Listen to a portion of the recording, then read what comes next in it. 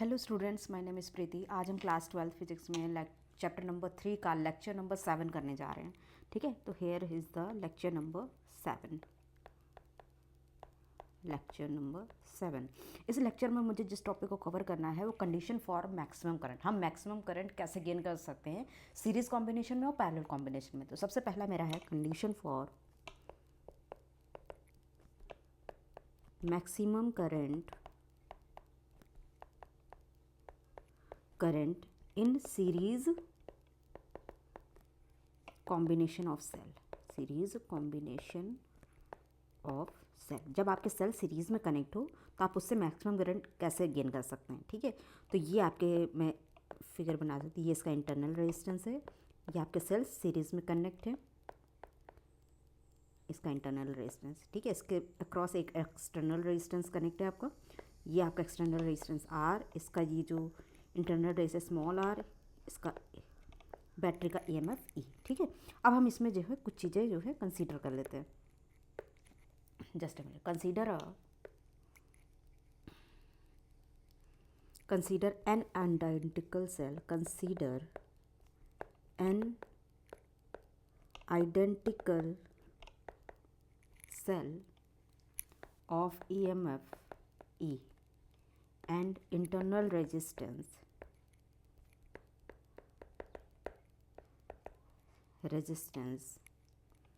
are in series across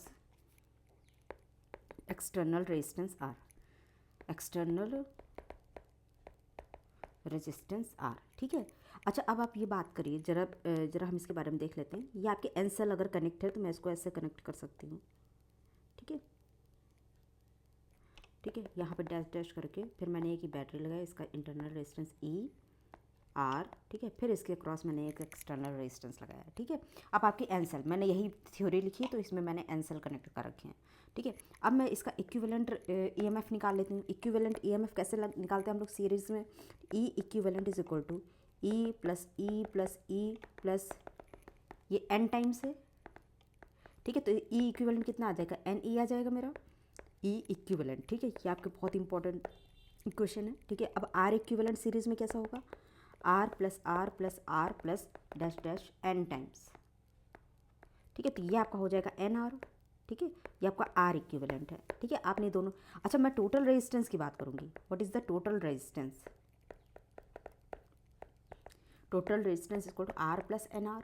hair is the total resistance. अगर मैं current निकालूंगी तो करंट क्या होगा? आपका total EMF upon R plus n R. ये इसी से करंट निकलती है। ठीक है, अब हम इस करंट में ऐसा क्या चेंज करें, ठीक है, कि हमें मैक्सिमम करंट मिले। अच्छा, आई मैक्सिमम मेरा तब होगा जब मेरा आर प्लस एन आर में से कुछ मिनिमम होना चाहिए। मेरा इस एक्सप्रेशन में मेरा डिनोमिनेटर अगर किसी तरह से मिनिमम हो जाए, ठीक है, तो मुझे मैक्सिमम करंट मिल सकती है। ठीक है, अब मैं क्या करती हूँ, डिनोमिनेटर में तो मेरे पास दो टर्म है, एक एक्सटर्नल रेजिस्टेंस, इंटरनल रेजिस्टेंस। तो सबसे पहला केस 1 हम इसमें कंसिडर करते हैं, केस 1। ठीक है, हम क्या करते हैं, हम एन आर को बड़ा कर सकते हैं। एन आर बहुत बड़ा है आर से। ठीक है, अगर एन आर बहुत बड़ा है तो आर वाले टर्म को हम निग्लेक्ट कर सकते हैं। ठीक है, तो आई का एक्सप्रेशन क्या आएगा? एन ई अपॉन, ठीक है, एन आर। एन आपका कैंसिल हो जाएगा तो आपका I is equal to E by R. ठीक है, तो ये आपकी करंट है, सबसे पहली करंट तो आपकी ये आई। ठीक है, जब आपने क्या किया, इंटरनल रेजिस्टेंस को बढ़ा दिया। ठीक है, अब सेकेंड केस हम लोग कंसिडर कर सकते हैं। ठीक है, मुझे अभी नहीं पता कौन सी किस केस में मैक्सिमम करना। अब हम क्या करते हैं, अब हम करते हैं एक्सटर्नल रेजिस्टेंस को बढ़ा के देखते हैं। ठीक है, हम क्या करेंगे, R is much much greater than small N R, तो I is equal to N E upon. ठीक है, अच्छा ये बताइए, जब आर बहुत बड़ा हो जाएगा तो एन आर वाला टर्म निगलेक्ट हो जाएगा, तो ये मेरा हो जाएगा ये। ठीक है, तो एन ई बाई आर, तो आपकी current I n E by R. अच्छा ये बताइए, ये दोनों केस में आप देखिए, इसमें सिर्फ ई बाई आर है, इसमें n times E by R है, तो करंट मैक्सिमम किसमें हो गई? इस वाले केस में मैक्सिमम करंट मुझे मिलेगी। ठीक है, जब आपके एक्सटर्नल रेजिस्टेंस की वैल्यू इंटरनल रेजिस्टेंस से बहुत बढ़ जाती है, ठीक है, तो आप उसकी जो करंट को है सबसे मैक्सिमम गेन कर सकते हैं। ठीक है, अब हम यहाँ पे लिख सकते हैं इसकी थ्योरी। द करंट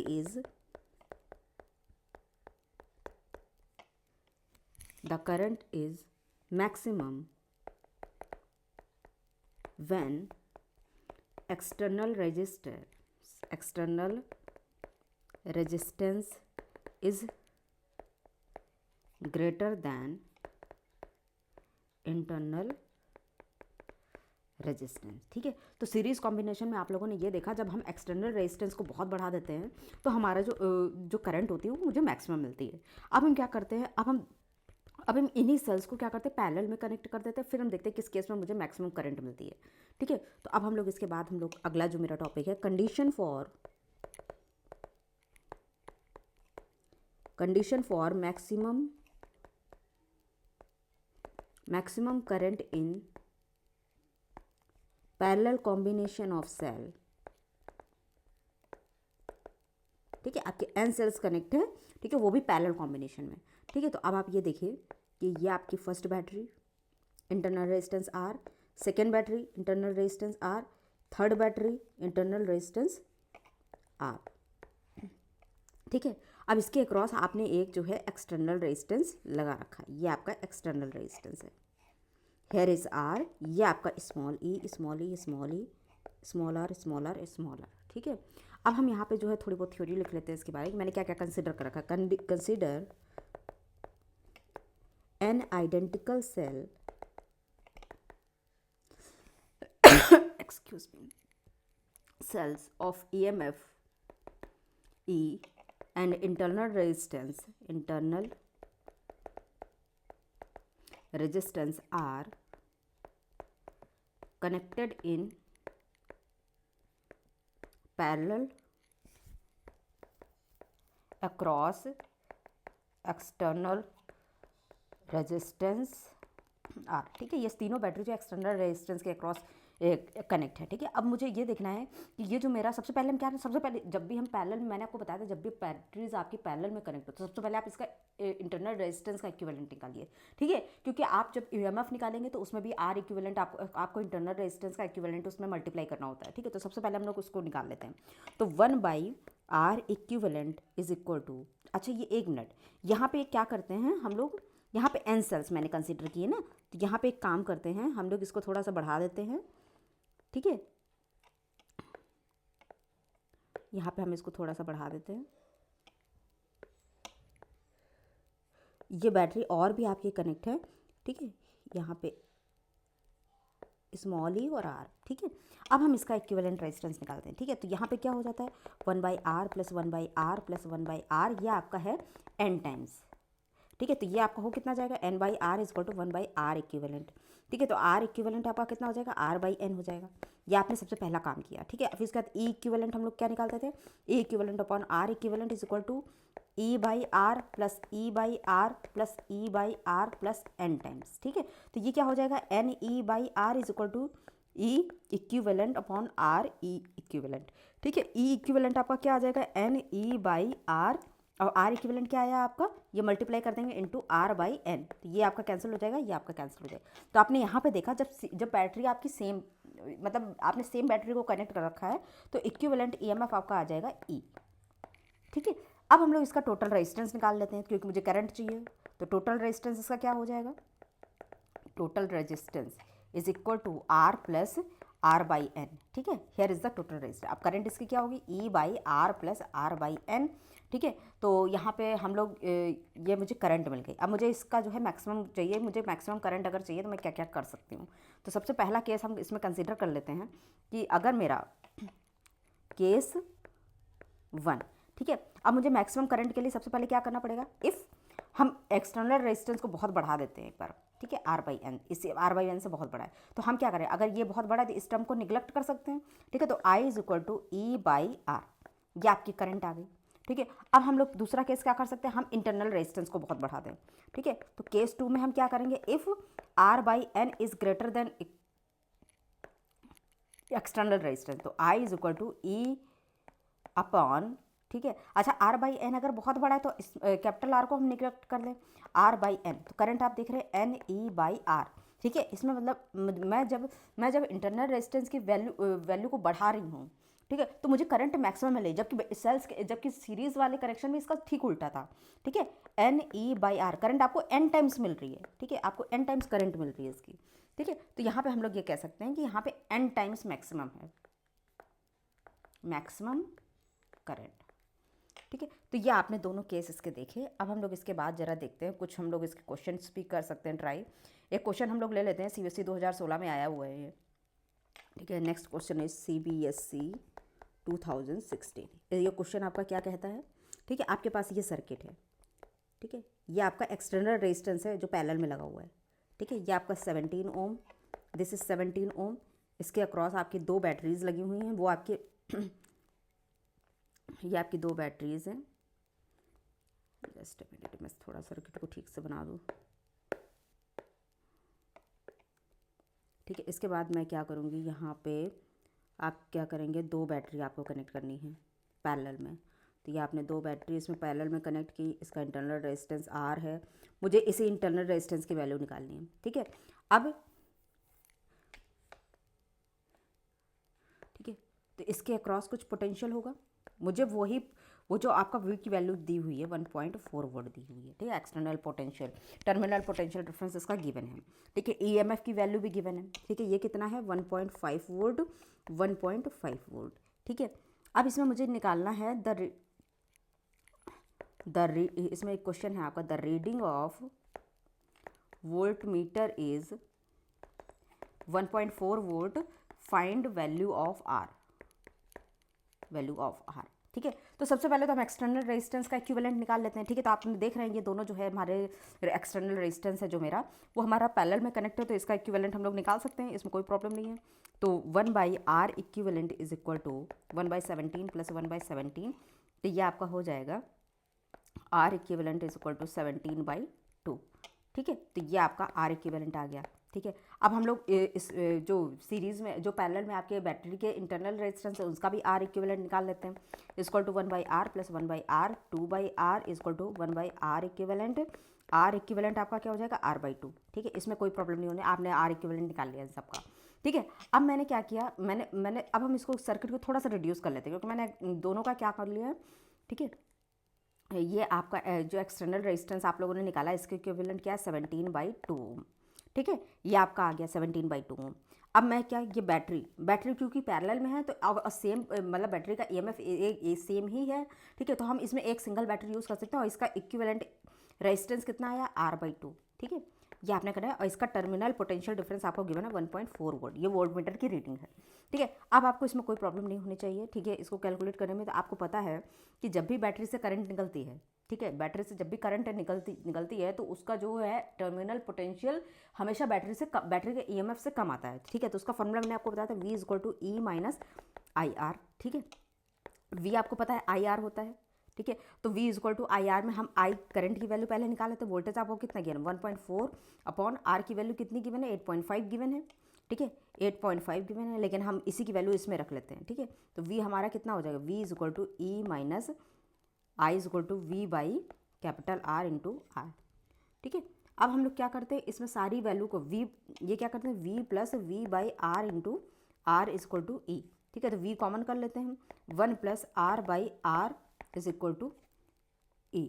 ठीक है, तो यहाँ पे हम लोग देखते हैं कि हमारा जो बैटरी का EMF है, बैटरी का EMF हमारा 1.5 है, और पोटेंशियल जो हमारा वोल्ट मीटर की रीडिंग है 1 + R/R। ठीक है, इसको जब हम लोग कैलकुलेट करते हैं, ठीक है, R/R = 15/14 - 1, तो 1/14 = स्मॉल R/R। ठीक है, तो स्मॉल R आपका कितना है, स्मॉल R की वैल्यू आपको पता ही है, और R की वैल्यू आपकी क्या 17/2 आई है। ठीक है, तो 1/14 × 17/2, 1/14 × 17/2, इसको जब आप कैलकुलेट करेंगे, ठीक है, तो यहाँ पे 8.5 प्लस, जस्ट अ मिनट, यहाँ पे एक प्रॉब्लम हो गई है। यहाँ पे मुझे R की वैल्यू को R/2 पुट करना था। ठीक है, जब हम लोगों ने 1 + R/R किया था, ठीक है, तो यहाँ पे मुझे R की वैल्यू को R/2 करना था, जहाँ पे मैंने 8.5 पुट किया हुआ है। ठीक है, तो हम क्या करेंगे, यहाँ पे R की वैल्यू को हम क्या करेंगे 1/2 कर लेते हैं इसको। ठीक है, तो यहाँ पे 1/2, तो ये कैंसिल हो जाएगा, तो आपके स्मॉल R की वैल्यू, जब मैं इस R, देखिए इस R की वैल्यू को मैंने जो R इक्विवेलेंट निकाला था वो R/2 आया था। ठीक है, तो यहाँ पे बस मुझे R/2 को रिप्लेस करना है, R/2 को रिप्लेस करना है। ठीक है, R/2 2 को रिप्लेस करेंगे तो ये 2 कैंसिल आउट हो जाएगा, तो R इक्वल टू 17/14 आ गया था, तो ये आपका हो जाएगा 1.2 ओम। ये आपका CBSE 2016 का क्वेश्चन है, ठीक है। इसको बहुत अच्छे से देख लीजिए। मुझे थोड़ा सा ये प्रॉब्लम यहाँ पे मिस्टेक हो गया था कि मैंने R इक्विवेलेंट की वैल्यू यहाँ पे पुट नहीं की, ठीक है। यहाँ पे R/2 आप पुट कर लेंगे, आपका बिल्कुल आ जाएगा यहाँ पे R/2, ठीक है। यहाँ पे R/2 आप पुट कर लेंगे, इसका आंसर बिल्कुल करेक्ट आ जाएगा। अब हम लोग इसके बाद एक अगला न्यूमेरिकल देख लेते हैं। ये भी आपका CBSE 2015 में आया हुआ है। नेक्स्ट क्वेश्चन इज, आपके पास सर्किट है, ये इसका इंटरनल रेजिस्टेंस, ये बैटरी का EMF, जस्ट मिनट। यहाँ पे आपकी बैटरीज उल्टी लगी हुई हैं, मुझे बैटरी उल्टी बनानी पड़ेगी यहाँ पे। अच्छा, जब बैटरी उल्टी लगी होती तो मैंने आपको क्या बताया था, जो उनका EMF होता है वो माइनस हो जाता है। तो ये आपका 8 वोल्ट है, ये आपका 4 वोल्ट है। इसका इंटरनल रेजिस्टेंस 1 ओम है, इसका इंटरनल रेजिस्टेंस 0.5 ओम है, ठीक है। ये आपका एक्सटर्नल रेजिस्टेंस 4.5 ओम का, ठीक है। फिर उसके बाद एक रेजिस्टेंस ये आपके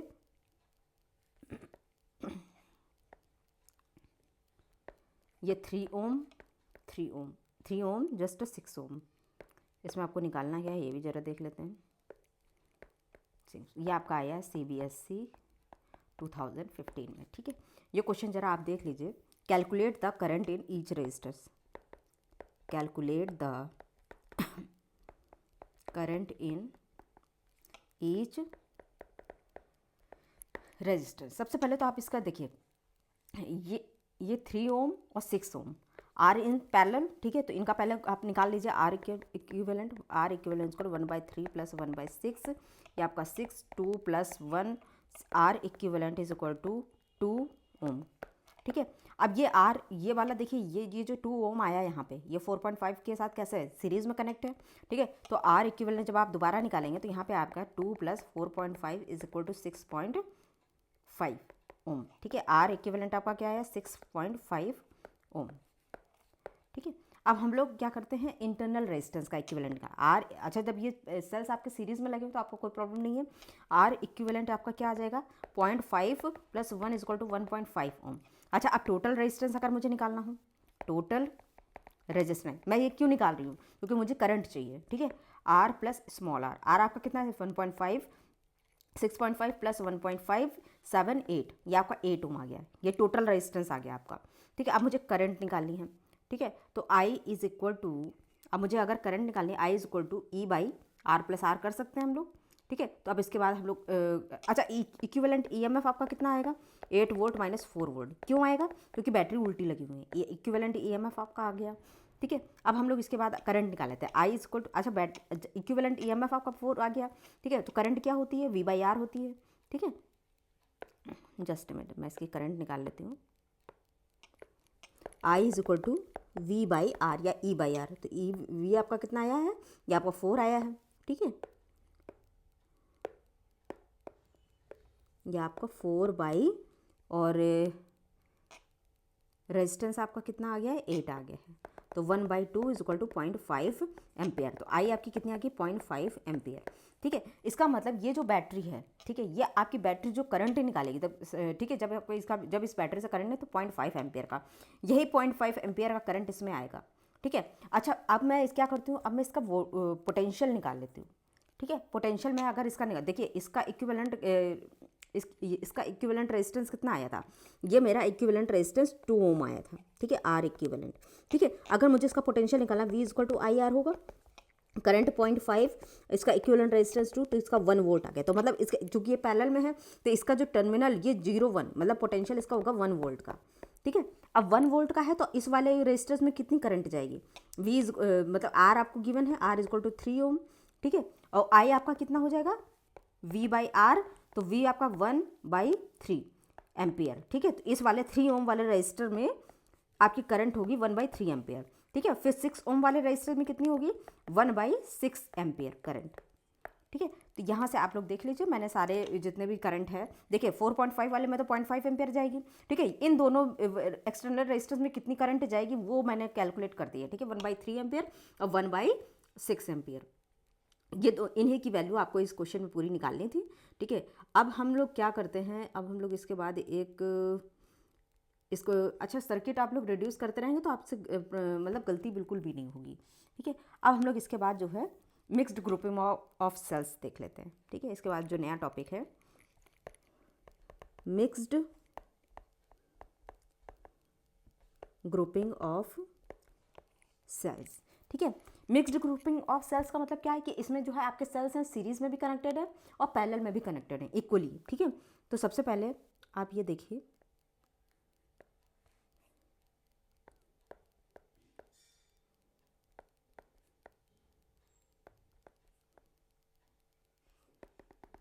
ठीक है, यहाँ पे आपकी बैटरी कनेक्ट है,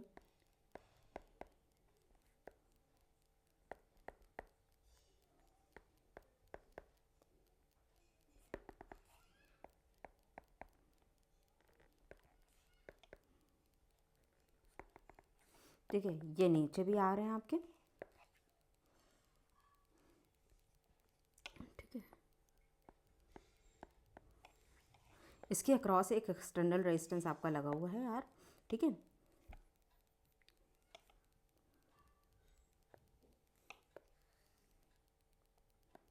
यहाँ पे आपकी बैटरी एक और लगा दी है मैंने,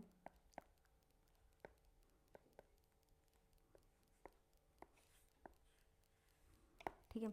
अब यहाँ पे देखिए ये जो सेल्स आपके कनेक्ट हैं ये m टाइम्स हैं और यहाँ पे जो कनेक्ट है वो आपके n टाइम्स हैं सीरीज में, ठीक है। तो हम यहाँ पे लिख सकते हैं इसकी थोड़ी बहुत थ्योरी कि n identical sales of AMFE, ठीक है।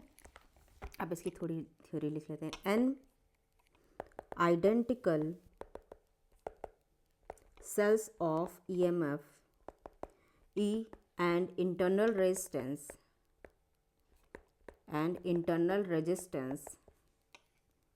small r are connected in series and there are m रोज, ठीक है। इसकी m रोज कनेक्टेड है। तो सबसे पहले सीरीज में हम इक्विवेलेंट EMF अगर लिखना चाहें तो कितना हो जाएगा, n ही हो जाएगा क्योंकि n टाइम्स कनेक्टेड है, ठीक है। अगर मैं इसकी इंटरनल रेजिस्टेंस की बात करूंगी, ठीक है, इंटरनल रेजिस्टेंस मतलब r डैश की बात कर लूँ, r डैश आपका कितना हो जाएगा, n r हो जाएगा, ठीक है। अब इक्विवेलेंट, अच्छा ये देखिए कि ये जो मेरा E इक्विवेलेंट अगर मैं निकालूंगी, ठीक है, तो ये मेरा एन ई ही रहने वाला है। क्यों?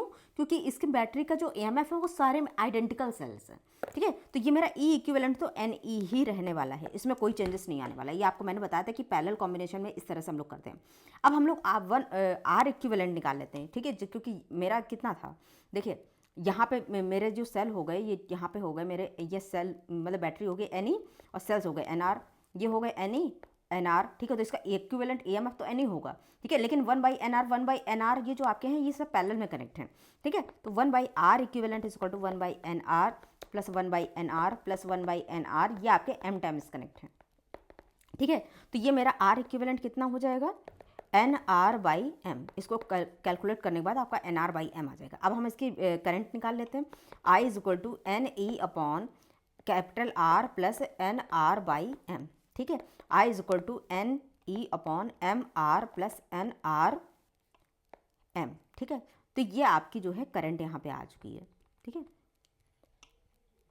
यहाँ पे आपकी जो current I I is equal to MNE upon MR plus NR, ठीक है। अब हम लोग इसके बाद अगले टॉपिक पे आते हैं। ये टॉपिक बहुत ही इंपॉर्टेंट है। जूल्स लॉ ऑफ हीटिंग कह सकते हैं, हीटिंग इफेक्ट ऑफ करंट बोल सकते हैं इसको, ठीक है। तो हम इसमें बताते हैं कि मतलब हीटिंग कैसे होती है किसी भी सर्किट में, ठीक है, कब किन केसेस में होती है। तो यहाँ पे हम लोग बात करते हैं, अगला टॉपिक है heating effect of current. Heating effect of current, heating effect of current में क्या बोलते हैं, the phenomena of production of heat in the resistor due to flow of electric current is called heating effect of current, ठीक है। जब किसी circuit में resistance बढ़ जाती है, ठीक है, तो जब उसकी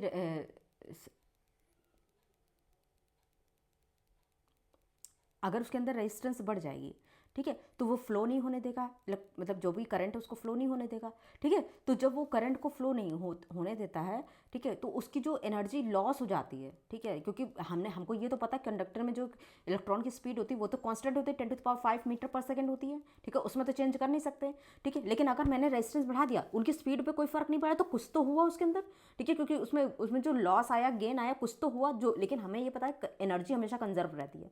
एक एक जैसे अगर अगर मैंने इसमें एनर्जी प्रोवाइड की, ठीक है, तो या तो वो दूसरे फॉर्म में निकल जाए, या उसमें लॉस हो जाए, या उसमें हीट आ जाए, ठीक है, हीट के फॉर्म में वो प्रोड्यूस हो जाए, ठीक है। तो यहाँ पे हम लोग इसको ये बोल सकते हैं कॉज ऑफ हीटिंग, हम इसको लिख सकते हैं what is the cause of heating. Heating of resistor is due to heating of resistor is due to collision between electron and positive ion, ठीक है। अब हम लोग इसमें ये देखते हैं कि इसी को हम लोग जूल्स लॉ ऑफ हीटिंग भी बोलते हैं, ठीक है। अब हम लोग इसमें एक सर्किट बनाते हैं, जैसे ये मेरे पास कोई सर्किट है, इसको मैं ब्लैक से ही बना देती हूँ कि ये आपके पास कोई सर्किट है, या आपने बैटरी लगाई यहाँ पे, ठीक है, और इस पे पॉइंट ए, ये आपका बी, ठीक है, या आपने वी वोल्ट की बैटरी लगाई, ठीक है। अब ये बताइए जब यहाँ से बैटरी से करंट निकलने वाला है तो हमारा जो वी ए होगा वो हमेशा ग्रेटर देन होगा वी बी से, ठीक है। तो as charge q moves from A to B, यहाँ पे लिख सकते हैं as charge moves from A to B in time t. As charge moves from A to B in time t, the potential, अच्छा जब पॉइंट मैं A से B की तरफ जाऊंगी, ठीक है, तो मेरा पोटेंशियल इस रेजिस्टेंस की वजह से ड्रॉप होगा, ठीक है। तो हम लोग यहाँ पे लिख सकते हैं the potential difference of the charge decrease. अच्छा, पोटेंशियल एनर्जी कैसे लिखते हैं हम लोग, delta U is equal to q into delta V, ठीक है। तो delta U is equal to q into V, ठीक है। अब हमको ये पता है कि अगर यहाँ से पोटेंशियल अगर इसका घटा है, ठीक है, तो ये किसी ना किसी फॉर्म में कुछ और स्टोर हुआ, इसकी काइनेटिक एनर्जी बढ़नी चाहिए, ठीक है, क्योंकि कंजर्वेशन ऑफ एनर्जी हमारी यही कहती है, ठीक है। According to conservation of energy,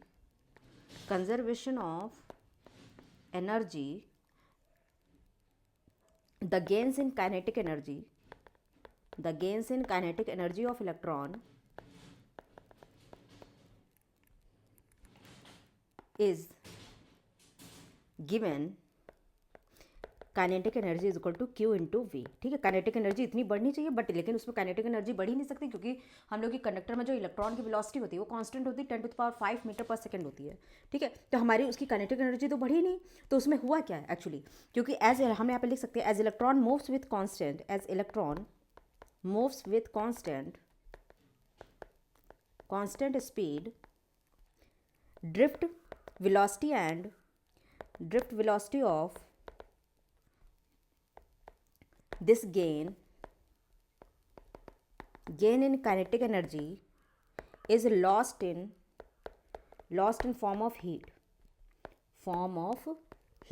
ठीक है। तो ये काइनेटिक एनर्जी मेरी हीट के फॉर्म में स्टोर हो जाएगी, ठीक है। ये जो गेन हमारी काइनेटिक एनर्जी जो बढ़नी चाहिए तो वो बढ़ती तो है नहीं, तो वो हमारे पास हीट के फॉर्म में आती है, तो हम लोग यहाँ पे लिख सकते हैं heat is equal to q into V. तो हमारे वहाँ पे जो जितनी भी एनर्जी लॉस हुई वो हीट के फॉर्म में स्टोर हो गई।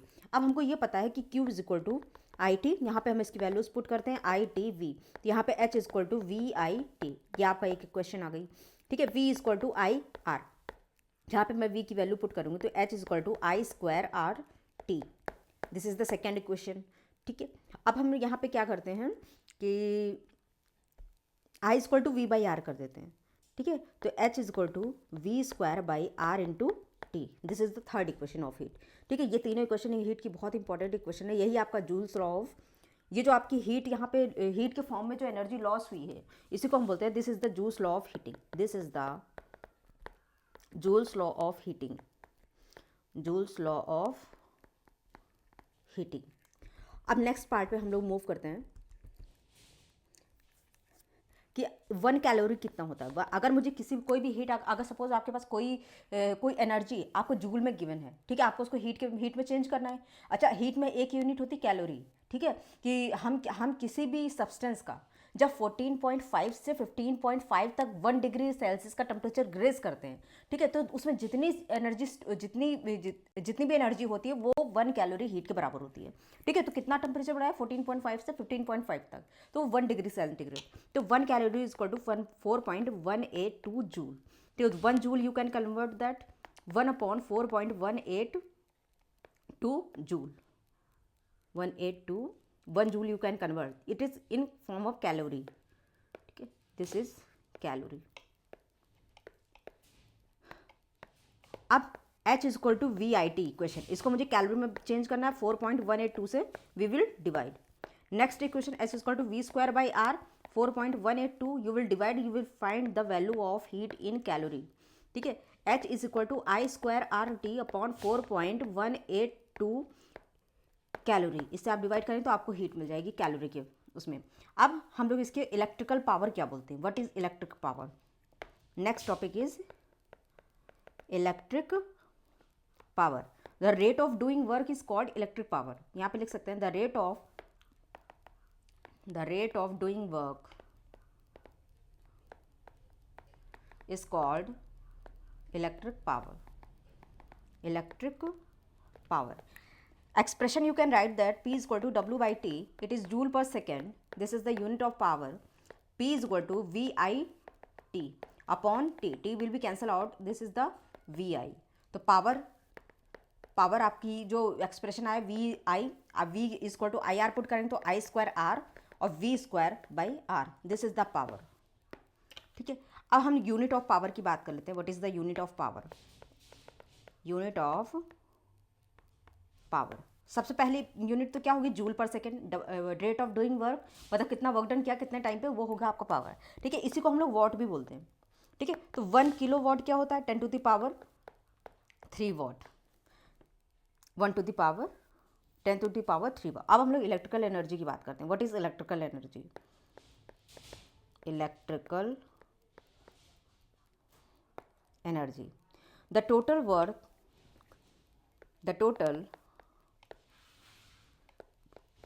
work is called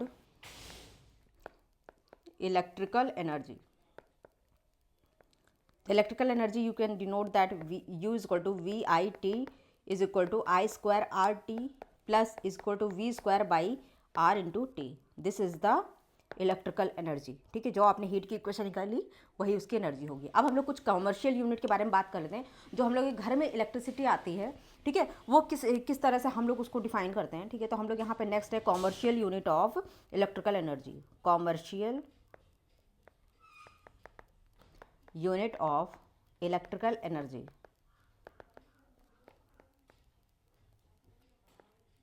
electrical energy BOT, ठीक है, बोर्ड ऑफ ट्रेड यूनिट, जिससे हम लोग घर में इलेक्ट्रिसिटी आती है, ये जिस तरह का ट्रेड चलता है उसके बारे में बात है, बोर्ड ऑफ ट्रेड यूनिट, ठीक है। तो 1 किलोवाट और क्या होता है, 1 किलोवाट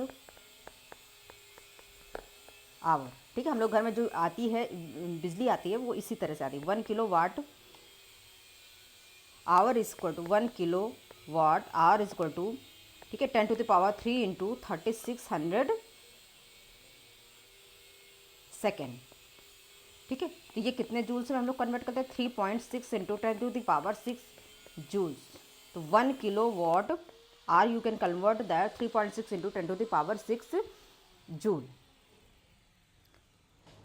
अब 1 हॉर्स पावर क्या होती है, 1 हॉर्स पावर is equal to 746 watt. This is there are some conversion of unit, ठीक है। अब हम लोग पावर रेटिंग की बात करते हैं, व्हाट इज़ पावर रेटिंग। जब भी आप कोई इलेक्ट्रिक कोई सामान लेते हैं, ठीक है, तो उसमें पावर रेटिंग दी होती है, ठीक है, कि इस इंस्ट्रूमेंट को, ये जो भी आपने कुछ भी खरीदा है, इसको कितने पे ऑपरेट करना है, ठीक है, तो उसकी पावर रेटिंग होती है, ठीक है। उसमें आपको उसका पावर दी होगी और उसका वोल्टेज गिवन होगा, या उसकी करंट दी होगी या पावर दी होगी। तो हम लोग नेक्स्ट टॉपिक है मेरा पावर रेटिंग, ठीक है। तो पावर रेटिंग होगा P या I के फॉर्म में आपको गिवन होगा, या P ऑफ V, ठीक है, आपको पावर और वोल्टेज के फॉर्म में गिवन होगा। तो पी अब इसको टू क्या होता है, वी स्क्वायर बाई आर या आई स्क्वायर इंटू आर। ठीक है, अब using the power unit we will find the resistance. ठीक है, using the power rating find the resistance of element. Resistance of element, जब भी हम पावर रेटिंग को यूज़ करेंगे तो हम सबसे पहले उस इलेक्ट्रिकल इंस्ट्रूमेंट का हम रेजिस्टेंस निकालेंगे। रेजिस्टेंस ये होगा कि ये जो भी इसमें वैल्यू लिखी हुई है, ठीक है, ये उसमें जो भी वैल्यू आपकी लिखी हुई, सपोज आपका कोई 100 वाट का बल्ब है, ठीक है, उसमें जो भी रेटिंग उसकी गिवन है, लेकिन उसकी ब्राइटनिंग पावर उसके इक्विवेलेंट नहीं होगी। ठीक है, उसमें कुछ ना कुछ उस इंस्ट्रूमेंट का कुछ रेजिस्टेंस होगा, इसकी वजह से उसकी कुछ एनर्जी लॉस हो जाएगी। ठीक है, तो उसकी ब्राइटनिंग पावर और उसकी रेटिंग पावर दोनों डिफरेंट होती है। ठीक है, तो हम इसी के बारे में बात करने वाले हैं यहाँ पे।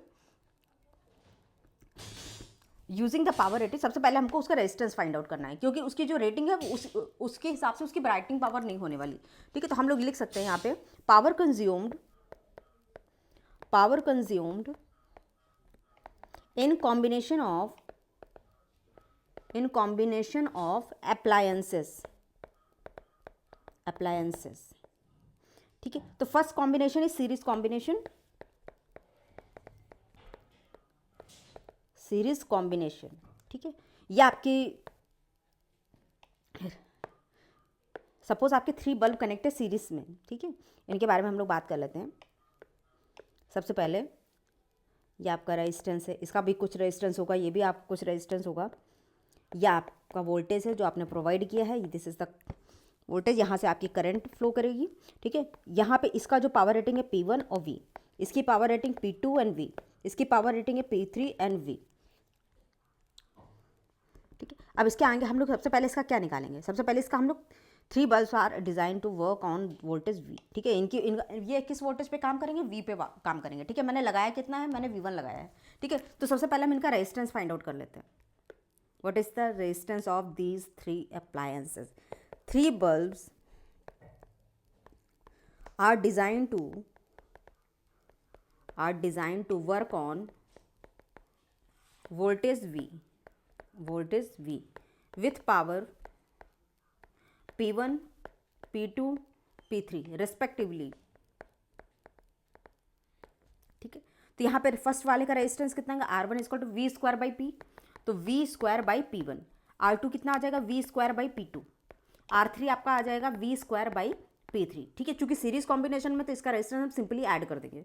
ठीक है, तो how we will find out, R equivalent equal to R1 plus R2 plus R3। ठीक है, तो V square by P equivalent is equal to V square by P1 plus V square by P2 plus V square by P3। ठीक है, तो power आपका combination में जब series combination में होगा तो आपकी पावर कैसे ऐड होगी, 1 by P1 plus 1 by P2 plus 1 by P3। Here is the P equivalent. ठीक है, अब हम लोग इफेक्टिव पावर इसकी निकालते हैं। इफेक्टिव पावर मतलब जितनी कुछ तो उसमें रेटिंग जो लिखी हुई थी, ठीक है, लिखी हुई वो इसकी इफेक्टिव पावर नहीं थी, वो उसमें ये लिखा हुआ था ये कितना मैक्सिमम ये दे सकता है। ठीक है, तो वो मैक्सिमम की हम लोग मैक्सिमम तो उसमें रिटर्न है, लेकिन अब इफेक्टिव कितना होगा उसको निकाल लेते हैं। व्हाट इज इफेक्टिव पावर, तो आई सबसे पहले हम लोग इसकी करंट निकाल लेते हैं। Current is equal to I is equal to V1 upon R1 plus R2 plus R3। V1 मैंने प्रोवाइड किया इसको वोल्टेज, ठीक है, V उसकी रेटिंग थी। ठीक है, तो यहाँ पे हम लोग P1 डैश जब इसकी निकालेंगे तो I square R1, P2 dash इसकी जब निकालेंगे तो I square R2, P3 square इसको P3 जब हम इसका निकालें P3 dash is equal to, तो हमारा ये जब निकलेगा तो I square by I square into R3। Here is the I square R3। ठीक है, ये जो वैल्यू आएंगी आपकी पावर की, जो उसमें रेटिंग थी उससे डिफरेंट होगी। क्यों, क्योंकि उसमें कुछ तो लॉस होगा ना उस इंस्ट्रूमेंट में। ठीक है, कुछ तो उसका रेजिस्टेंस होगा उसका अपना। ठीक है, इसकी वजह से इसकी जो पावर होगी वो डिफरेंट आएगी। तो ये होती है इसकी इफेक्टिव पावर। अब हम लोग इनके कॉम्बिनेशन, हम लोग पैरेलल कॉम्बिनेशन में जरा इसके बारे में स्टडी कर लेते हैं कि power consumed in parallel combination of appliances. ठीक है, ये आपका फर्स्ट अप्लायंसेस है, ये सेकंड अप्लायंसेस है, ये आपका थर्ड। ये सपोज ये तीनों बल्ब आपके जो है पैरेलल में कनेक्ट है। इनकी रेटिंग आपको गिवन है P1V, P2V, P3V। ठीक है, इसको आपने एक्सटर्नल वोल्टेज जो प्रोवाइड किया है वो आपने V1 प्रोवाइड किया है। This is the external voltage you have provided.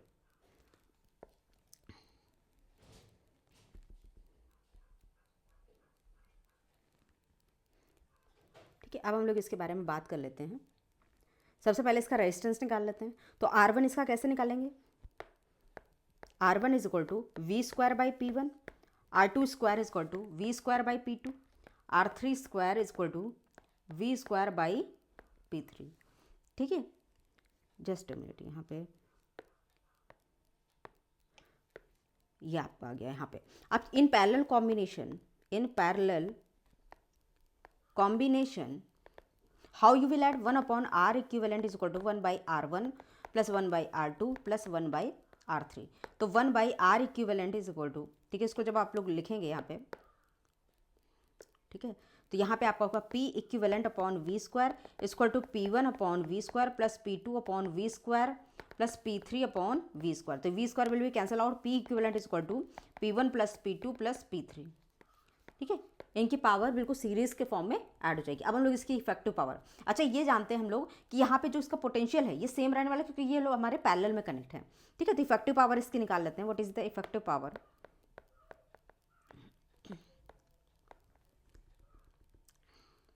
Effective power जो इसकी आएगी यहाँ पे,